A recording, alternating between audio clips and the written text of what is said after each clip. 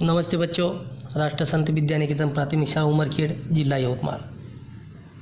बच्चों, आज हम कक्षा 7वीं विषय हिंदी कविता बेटी यू कविता के लेखक है कवि है आनंद विश्वास जी।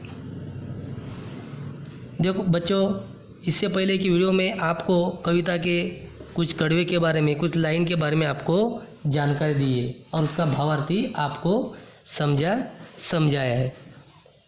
तो बच्चों, इस कविता में ये जो कविता आपको दिख रही है, यहाँ पर कविता में जो दृश्य आपको दिख रहे हैं, इसमें एक लड़की खाकी वर्दी पहन कर है, दूसरी पायलट की वेश में, और दो बच्चे, एक बच्चा, एक लड़की और एक लड़का, वो स्कूल के गणवेश में है।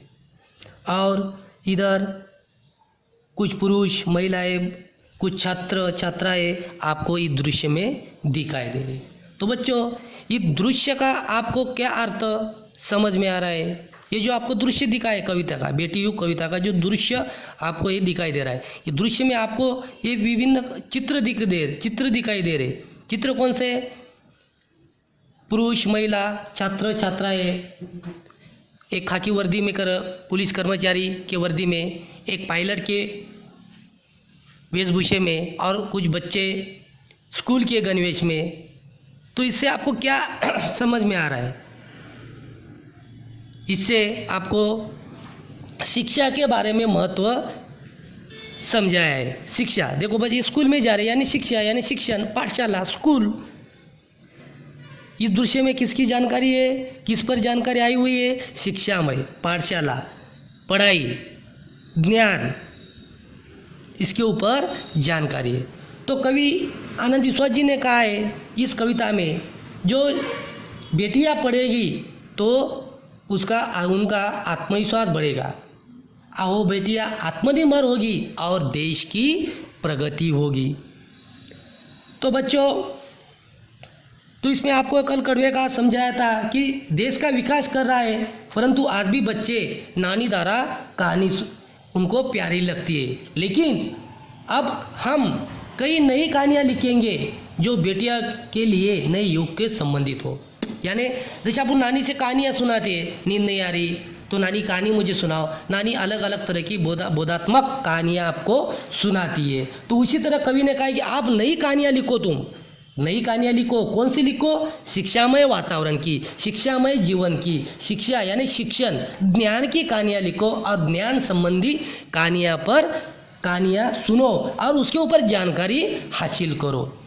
तो जो युग है, नए युग में लड़के और लड़कियां दोनों ही पढ़ने चाहिए। ये जो 21वीं सदी का युग है, इस युग में लड़कियां और लड़कियां दोनों ही पढ़ेंगे। पढ़ लिख कर जब आगे बढ़ेंगे तब अपनी उनकी तरक्की होगी, मजबूत इरादे होंगे और अपना स्वयं इतिहास लिखोगी। आप स्वयं इतिहास यानी अपने पैर पर खड़े होंगे। आप अच्छी तरह से शिक्षा प्राप्त की तो डॉक्टर बनेंगे, इंजीनियर बनेंगे, वकील बनेंगे, पायलट बनेंगे, पुलिस बनेंगे, टीचर बनेंगे, हर कुछ ना कुछ बनेंगे, यानी अपने पैर पर आप खड़े हो जाएंगे। इसलिए अपने देश की क्या होगी? देश आगे बढ़ेगा, अपनी देश की प्रगति होगी।